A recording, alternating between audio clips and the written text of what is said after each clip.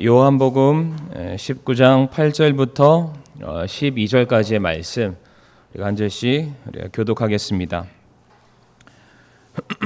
요한복음 19장 8절에서 12절 말씀이 되겠습니다. 한 절씩 교독을 하겠습니다. 그러므로 빌라도가 그 말을 듣고 더욱 두려워하여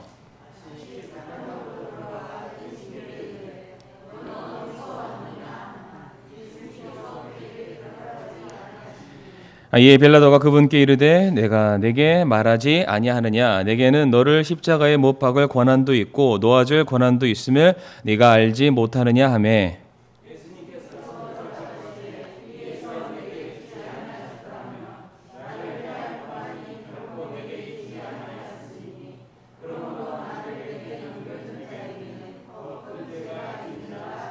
같이 읽겠습니다. 이때부터 빌라도가 그분을 놓아주려 하였으나 유대인들이 소리를 지르며 이르되 만일 이 사람을 놓아주면 가이사르의 친구가 아니니이다. 누구든지 자기를 왕으로 만드는 자는 가이사르를 대적하여 말하나이다 하니라. 아멘. 말씀을 위해서 함께 기도하겠습니다. 하나님 아버지, 또 이 시간 또 저희들을 또 귀한 예배의 자리로 불러주심을 감사를 드리옵니다.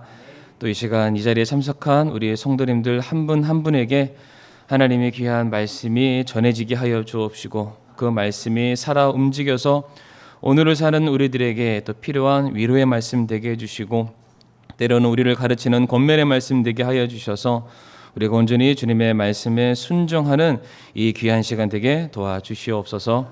예배의 시정일과는 온전히 주님의 손에 맡겨드릴 때에 모든 말씀 살아계신 예수 그리스도의 이름으로 기도를 드리옵니다. 아멘. 자리에 앉으시겠습니다. 오늘은 계속되는 십자가 밑에 사람들 네 번째 시간으로 빌라도라는 제목을 함께 말씀을 나누겠습니다. 제가 간혹 설교 제목을 정하면서도 또 하나의 주제를 선정할 때가 있는데 오늘 우리가 나누고자 하는 또 우리가 살펴보고자 하는 한 가지 주제가 무엇이냐면은 우리가 진정 두려워해야 될 것이 무엇인가라는 주제로 또한 말씀을 우리가 살펴보기를 원합니다. 오늘 인용 구절이 좀 많습니다. 그래서 제가 가능한 한 제가 화면에 항상 말씀을 준비하니까 성도님들이 화면과 성경책을 잘 이렇게 번갈아 가시면서 잘 따라와 주시기를 부탁드리겠습니다. 오늘 8절 말씀 보게 되면은 빌라도가 두려워하여 더욱 두려워하여라고 말을 하고 있습니다.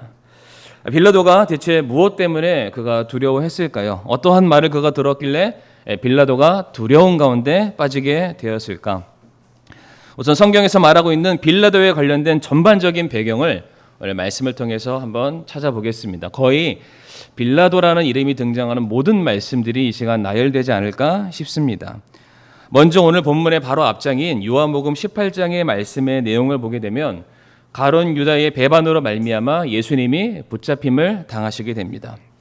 그 후 무장한 무리들이 예수님을 대제사장 가야바의 장인인 안나스에게 이제 끌고 가는 장면이 나와 있습니다.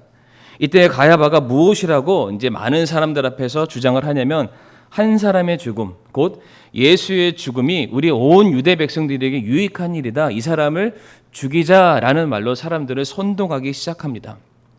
그런데 당시 유대인들에게는 사람을 죽일 권한이 없다. 사형을 언도할 수 있는 권한과 자격이 우리에게 없다라고 말하면서 그 자리에 있는 사람들이 무엇을 말하게 되냐면 우리가 빌라도 총독에게 예수를 데려가 그를 재판하고 그에 합당한 우리가 원하는 사형을 집행해 줄 것을 요청하자라는 의견을 서로가 내게 됩니다.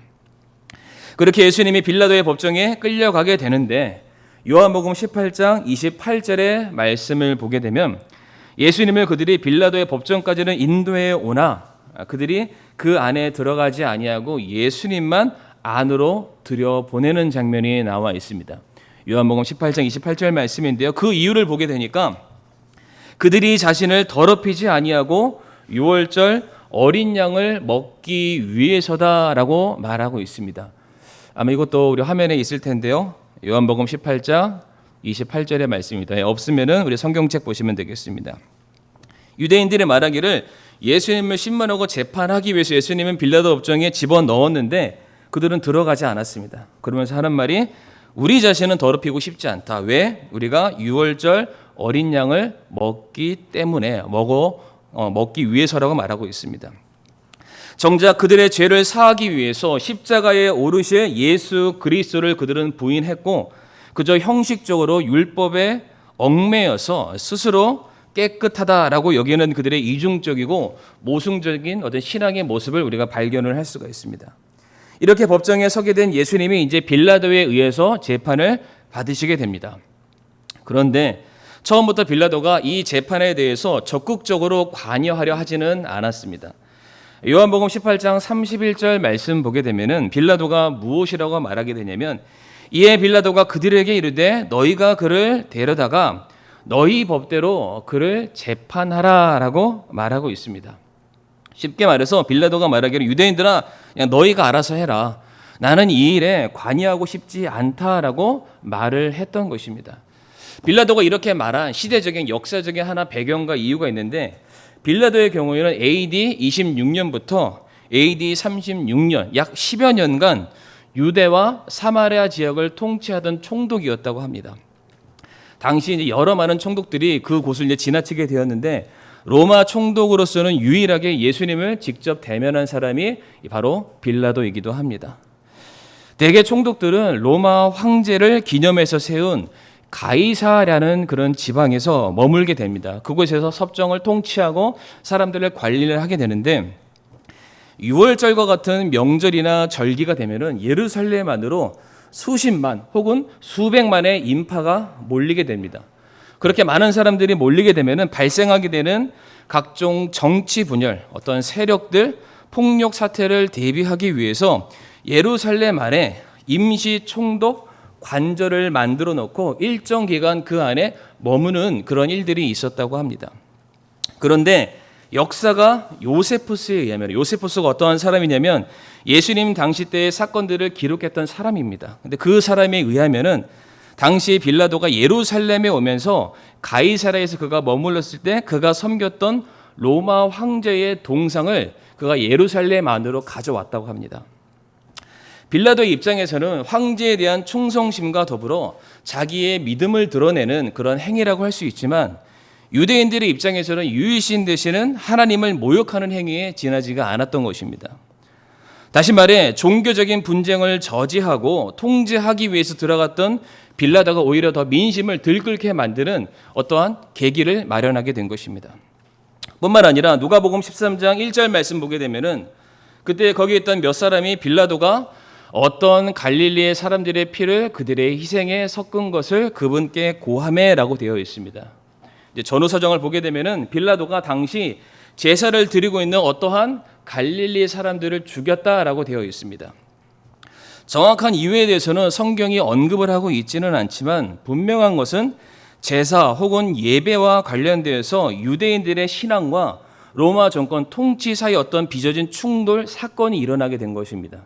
그로 말미암아 빌라도가 자신이 가지고 있는 권력으로 이 사람들을 죽이는 사건이 발생하게 되었습니다. 이와 같은 배경이 있었기 때문에 빌라도는 당시 좋은 게 좋은가라는 식으로 사람들과 관계를 맺으려 했던 것입니다. 달리 표현하자면 이제 자신이 누리고 있는 총독이라는 지위와 권세와 영향력을 지키기 위해서 그 자리를 지키는 데 있어서 해가 되는 행동을 하거나 위협이 되는 그런 일들에 대해서는 나는 일절 관여하지 않겠다라는 그 마음을 그가 가지고 있었던 것입니다.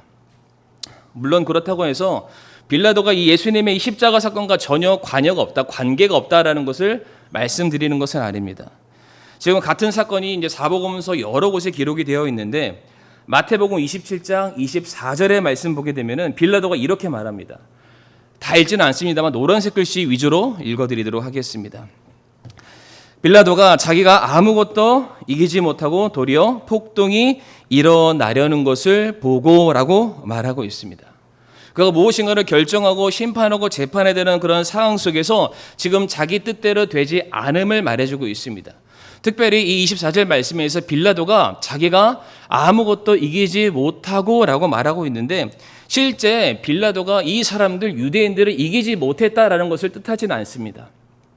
그에게는 로마 황제의 권력이 뒤에 든든하게 백그라운드로 서 있었고, 그를 지켜주는 로마 병사들이 있었기 때문에 그가 명령하면 얼마든지 유대인들의 폭정과 그들의 어떤 행패들을 막을 수 있는 힘과 권한이 그에게 있었습니다.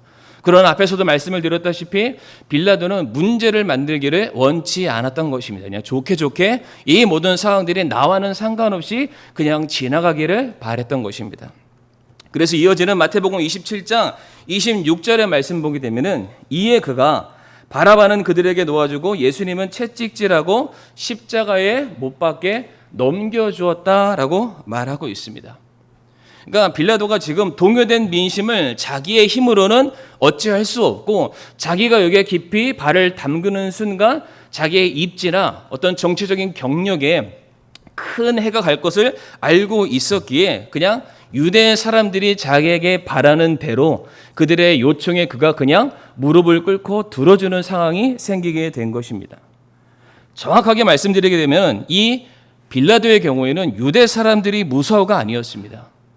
바로 자신이 가지고 있는 정치적인 이익을 계속해서 유지하기 위해서, 자기의 권좌이죠 정치적인 이 경력을 계속해서 그가 붙들기 위해서, 혹은 이제 자기가 다스리고 있는 수많은 사람들로부터 인기를 얻기 위해서 불갑을 예수님을 십자가에 못 박으라고 결정 내리는 선택을 사람들에게 선포했던 것입니다. 자, 그런데 빌라도가 이와 같은 결정을 내리는 과정 속에서 얼마든지 그가 이 결정을 번복하고 수정할 수 있는 몇 차례의 기회들이 있었습니다. 왜냐하면 빌라도는 이 모든 사건들을 통해서 예수님께서 죄가 없으신 분이라는 사실을 그가 명확하게 알고 있는 많은 장면들이 있습니다. 먼저 마태복음 27장 18절의 말씀을 보게 되면 빌라도가 말하기를, 이는 그들이 시기로 인해 그분을 넘겨준 줄을 그가 알았기 때문이더라 라고 말하고 있습니다.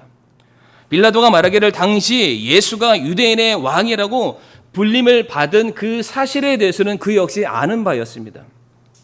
그런데 빌라도가 알고 있기를 예수님의 행적을 보건대 예수님께서 가는 곳곳마다 반 로마를 외치거나 사람들을 모아서 무력 같은 그런 시위를 행하는 분이 아니라는 것을 알고 있었습니다.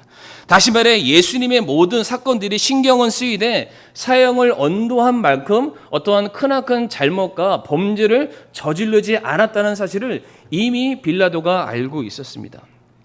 그래서 빌라도가 말하기를 그들의 의중이죠. 지금 예수님을 이 재판적으로 데려왔던 그 유대인들의 의중을 정확히 간파하고 말하기를, 이거는 너희가 그 예수를 시기하기 때문이다라고 말했던 것입니다.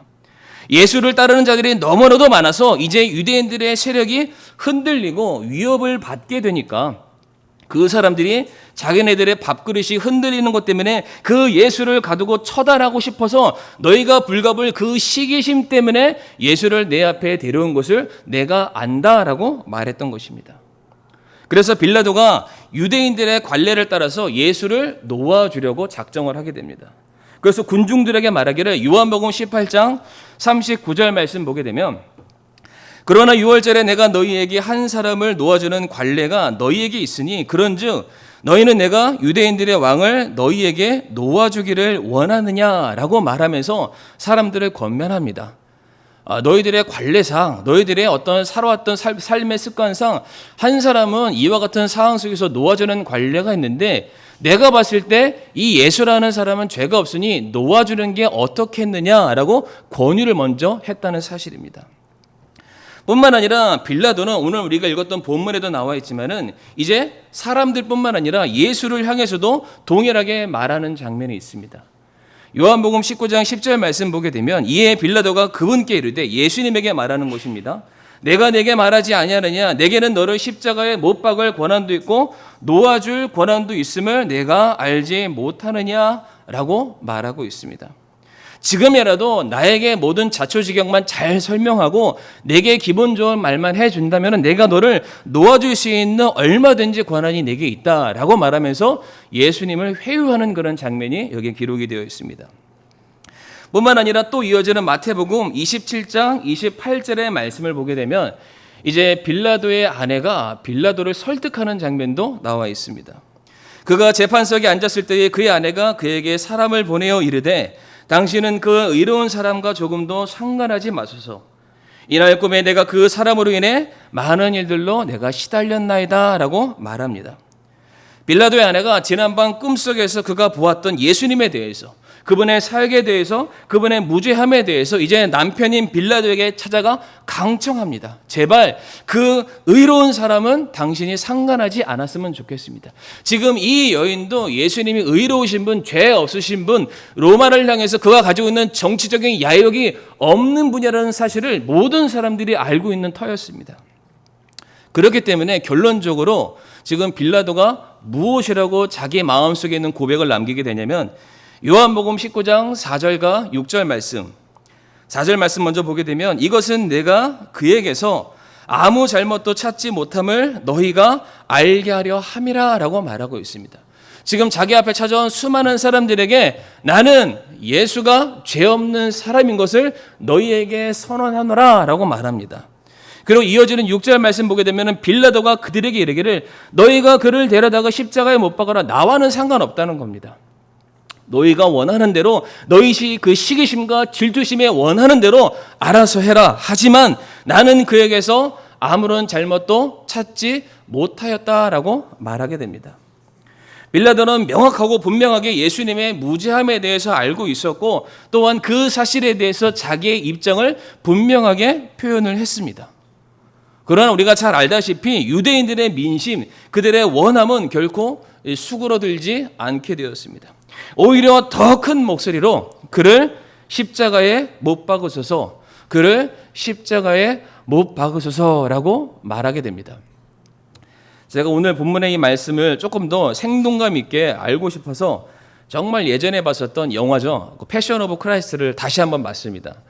근데 거기에서 그 정통 유대인들이 정말로 화려한 옷을 입고 어떻게 보면 인자하게 생긴 것 같은데 그 법정 앞에서 얼마나 야비한 얼굴로 예수님을 향해서 침을 뱉기도 하고 손가락질을 하고 수많은 사람들이 마치 무슨 축구장에 갔을 때 막 들떠있는 그런 사람들의 모습처럼 예수를 십자가에 못 박아라, 그를 죽여라 라고 그런 말하는 모습을 딱 봤었을 때 만약 내가 저 자리에서 제가 예수님은 아니지만은 그 모습을 만약 바라보게 되었다면 얼마나 마음이 아팠을까라는 생각을 가져보게 되었습니다. 분명히 지금 빌라도는 예수님이 죄 없는 분이시다. 내가 그분을 벌할 만큼 그분에게 사형을 언도할 만큼 나는 그에게서 어떠한 잘못도 찾지 못하였다라고 분명히 그는 말을 하게 되었습니다. 그런데 이제 유대인들이 빌라도를 설득하기 시작합니다. 이제 반대가 되었죠. 지금까지는 빌라도가 유대인들을 설득했는데 유대인들이 더 이상 그들의 마음속에 있는 그 계획과 뜻을 구부리고 싶지 않으니까 이제 그들이 빌라도를 설득하기 시작합니다. 그러면서 유대인들이 하는 말이 여기에 있는 이 예수라는 죄인은 자기 스스로 하나님의 아들, 신의 대리자라고 말하는 그런 사람이다. 그런데 우리 유대인들이 현재 믿고 따르는 신의 대리자, 하나님의 아들이 있다면 그는 누구냐? 그분은 바로 가이사다라고 말합니다. 성도님들, 지금 이 말은 로마 사람들이 말하는 게 아닙니다. 지금 이 말은 빌라도가 하는 말이 아니고 지금 누가 말하고 있냐면은 유대인들이 빌라도를 향해서 하는 말이 되겠습니다. 요한복음 19장 12절 말씀 보게 되면 뭐라고 말합니까? 유대인들이 소리를 지르며 이르되 당신이 만일 이 사람 예수를 놓아주면 카이사르의 친구가 아니니이다. 누구든지 자기를 왕으로 만드는 자는 카이사르를 대적하여 말하나이다 라고 말하고 있습니다. 오히려 유대인들이 말하기를 저 예수가 스스로 왕이요 하나님의 아들이라고 말하고 있는데 그 말 자체는 당신이 섬기는 카이사 시저, 당신의 왕과 동등한 자 혹은 그 당신의 왕을 넘어서는 역적이 아니냐, 어찌 그를 그냥 둘 수 있느냐라고 말하면서 오히려 유대인들이 빌라도를 설득하고 있습니다. 그러면서 이어지는 요한복음 19장 15절 말씀 보게 되면 그들이 소리를 지르되 그를 없애버리소서, 그를 없애버리소서, 그를 십자가에 못 박으소서 하니 빌라도가 그들에게 이르되 내가 너희 왕을 십자가에 못 박으려 하매 수 제사장들이 대답하되 뭐라고 말합니까? 카이사르 외에는 우리에게 왕이 없다라고 말합니다. 그러니까 지나가는 동네 꼬마 애들이 말하는 게 아닙니다. 세상 물정 모르는 사람이 나도 모르게 내뱉는 그런 말이 아니라 어떠한 사람들이 말합니까? 수제사장이라는 사람들이 이런 말을 합니다. 수제사장은 정통 유대인들을 말하고요. 그들은 성경과 율법과 계명에 대해서는 완벽한 사람들입니다. 그런데 그 사람들이 말하기를 하나님이 우리의 왕이십니다 라고 말했던 것이 아니라 카이사르가 우리의 왕입니다 라고 지금 말하고 있습니다. 빌라도가 해야 될 말을 유대인들이 말하고 있는 것입니다. 지금 말도 안 되는 그런 상황이죠. 그러면서 우리는 카이사르를 왕으로 모시고 있는데 지금 그것을 반역하는 저자를 법의 이름으로 우리가 마땅히 심판하려 너 앞에 데려왔는데 어찌 황제의 이름으로 이 총독의 자리에 앉아있는 네가 빌라도 너가 저 사람을 심판하기를 어찌 주저할 수 있느냐? 너도 저와 같은 사람이 아니냐? 너가 만약 이 일을 행하지 않는다면 우리가 어떻게 해서든 로마 황제에게 항소하든 너를 이 자리에서 끌어내리든 어떻게든 하겠다? 라고 지금 유대인들이 오히려 빌라도를 협박하고 설득하고 있는 것입니다. 그러자 빌라도가 뭐라고 대답하냐면 이어지는 16절 말씀에 그러므로 그가 그때에 이제 굴복한 거죠. 더 이상 어찌할 수 없음을 알고 그때에 그분을 예수님을 십자가에 못 박도록 그들에게 넘겨주매 그들이 예수님을 맡아서 끌고 가니라 라고 되어 있습니다. 오늘 설교 처음으로 본문으로 돌아가서 제가 성도님들에게 전했었던 그 주제가 혹시 기억나십니까? 우리가 무엇을 두려워하느냐? 우리가 진정으로 두려워야 될 것이 무엇이냐라고 말씀을 드렸는데 오늘 본문에 빌라도는 누구를 두려워했습니까? 빌라도는 무엇을 지금 두려워하고 있습니까? 물론 표면적으로는 빌라도는 로마 황제를 두려워했습니다. 그리고 표면적으로 자기 앞에서 어떠한 일을 행할지 모르는 굉장히 지금 흥분되어 있는 민중들, 군중들을 그가 두려워했다라고 볼 수가 있습니다. 그런데 정확한 속내 조금 더 분명하게 말씀드리자면 빌라도는 무엇을 두려워했냐면 자신이 가지고 있는 지위, 권력, 인기, 평판, 재산, 지금 자신이 누리고 있는 절대 놓치고 싶지 않은 이 삶을 잃어버리는 것을 그가 두려워했던 것입니다. 그래서 빌라도는 예수님이 죄가 없으신 분이심을 너무나도 잘 알고 있었고 사람들의 시기심 때문에 예수님께서 이 재판석 자리에 온 것을 알고 있었지만 빌라도는 자기의 유익을 위해서 자기의 육신적인 필요 앞에 그냥 무너지고 진리가 아닌 것을 그가 선택하게 됩니다. 다시 말해 빌라도는 한낱 돈 몇 푼에 내일이면 사라지게 될 인기와 명예 때문에 결코 영원히 사라지지 않게 될 진리를 부인하고 포기하는 삶을 선택하게 된 것입니다. 사랑하는 성도님들, 오늘 이 빌라도의 선택이 저와 성도님들에게 주는 교훈이 있다면 그것은 무엇이라고 생각하십니까? 비록 우리 성서침례교회에서는 예배 중에 사도신경을 외우지는 않습니다. 혹은 예배 가운데 그것을 고백하지는 않지만 사도신경 내용을 보게 되면은 본디오 빌라도에게 고난을 받으사라는 대목이 있습니다. 지금도 수많은 교회의 믿는 성도들의 입술을 통해서 예수 그리스도를 향한 자신의 신앙 고백을 드러내게 되었을 때에 예수님의 십자가의 순환의 사건을 그들이 기억하고 회상하게 되었을 때 반드시 외쳐지는 고백과 그들의 뇌리 속에 무엇이 기록되어 있냐면은 예수님을 십자가에 못 박는 가장 앞서서 혁혁한 공을 세웠던 가장 나쁜 사람이 있다면 그 사람은 바로 빌라도다라고 사람들이 말하고 있습니다. 물론 우리가 앞에서 살펴본 것처럼 실질적으로 빌라도는 예수님이 무죄하다라고 그가 어떻게든 사람들에게 그것을 표현하려고 노력했던 사람이면 맞습니다. 또한 여러 차례 예수님을 풀어주기 위해서 시도한 사람임에도 맞습니다. 그러하기에 예수님께서 빌라도에게 고난을 받았다는 그 말은 합당치 않다라고 생각할 수도 있습니다.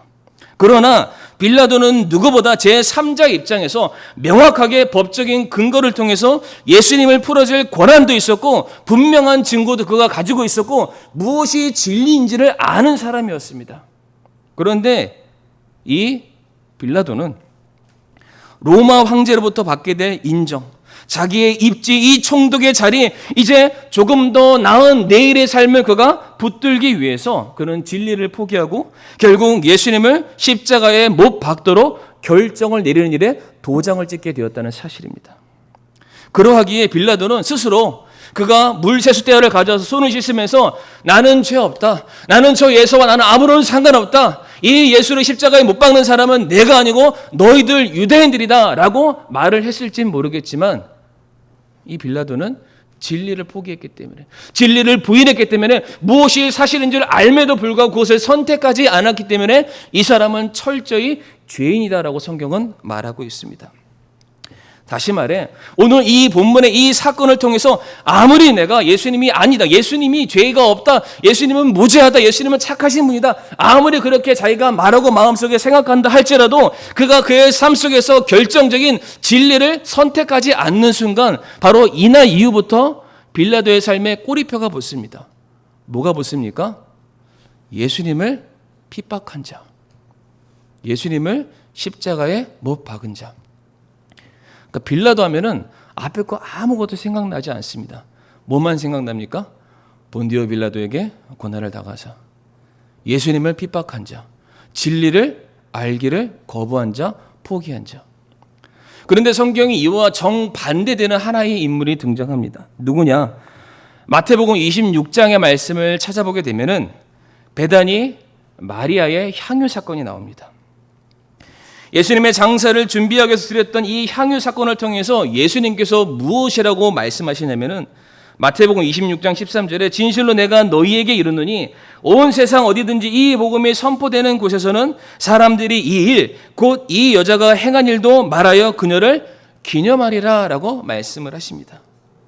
예수님께서 말씀하시기를 복음이 전해지는 곳, 복음의 주체가 되는 예수 그리스도의 말씀이 선포되는 그곳에 예수님 플러스 누구의 이야기도 증거되어야 된다고 말씀하고 있습니까? 바로 이 한 여인의 헌신, 그녀의 믿음, 그녀의 섬김 역시 많은 사람들에게 전해져야 된다. 다시 말해서 실질적으로 우리가 복음을 받아들이게 되었을 때, 구원 받아들이게 되었을 때에 베다니 여인을 믿지 않으면 당신 구원받지 못합니다, 이런 건 아니겠죠. 하지만 예수님께서 뭐라고 말씀하셨냐면은 구원받고자 하는 자의 믿음은 그녀의 믿음과 같아야 된다라고 말하고 계십니다.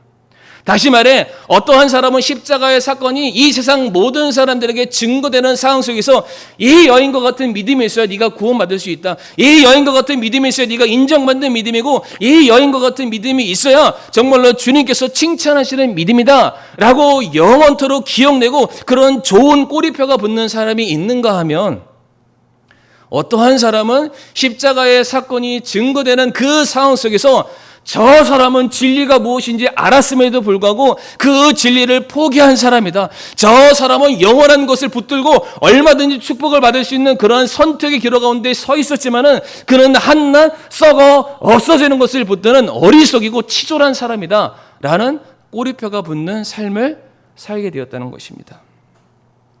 사랑하는 성도님들, 저와 여러분들은 무엇을 두려워하며 살고 계십니까? 우리를 두렵게 만드는 그 근거와 존재들은 무엇입니까? 우리는 세상 사람들에게 어떠한 사람으로 인정받고 혹은 어떠한 사람으로 불림을 받고 어떻게 그들의 나를 평가하는가를 놓고서 굉장히 신경 쓰고 그것을 두려워하면서 살고 있습니다. 그러나 오늘 말씀을 통해서 우리 성도님들께 권면해 드리고 싶은 것은 우리가 진짜 두려워야 될 것이 무엇이냐? 우리의 주인 되시고 이제 영원토록 우리를 다스리실 만왕의 왕께서 이제 우리들의 삶을 어떻게 평가하실 것인가? 우리의 믿음이 어떠하다라고 말씀하시는 그 자리에 내가 서게 되었을 때에 정말로 잘하였다 충성된 나의 종이라는 그 말을 들을 것인가? 아니면은 슬피 울며 이를 가는 그 모습으로 내가 설 것인가를 우리가 두려운 가운데 우리가 준비를 해야 된다는 사실입니다. 오늘 빌라도는 이런저런 상황과 환경 속에서 자기의 입장과 자기의 신앙의 정체성을 드러내기도 하고 감추기도 했습니다. 그런데 결론적으로 위기의 순간, 정말로 절체절명의 순간에서 그가 워낙 그냥 죽을듯이 왔다 갔다 하다 보니까 정말로 그 마지막 순간 진리를 선택하기보다는 당장 자기에게 유익을 주는 이 세상의 것을 선택함으로 말미암아 그는 구원받을 수 있는 기회를 놓치게 되었습니다. 빌라도의 입장에서는 자기가 무엇인가 총독의 자리에 있으니까 뭔가 대단하게 내가 뭔가를 선택하고 내가 결정하고 내가 내린 선택은 옳고 틀리지 않을 거야, 이런 확신을 가졌을지는 모르겠습니다. 그러나 우리가 알아야 될 것, 그의 자리, 그의 직분, 그의 신분은 영원하지 않았습니다. 이제 다시 오실 만왕의 왕 되신 주님께서 이제 영원한 심판주의 자리에 앉아서 이제 모든 성도들을 향해서 이렇게 말씀하실 겁니다. 너가 얼마나 하나님의 말씀에 순종이 많는가.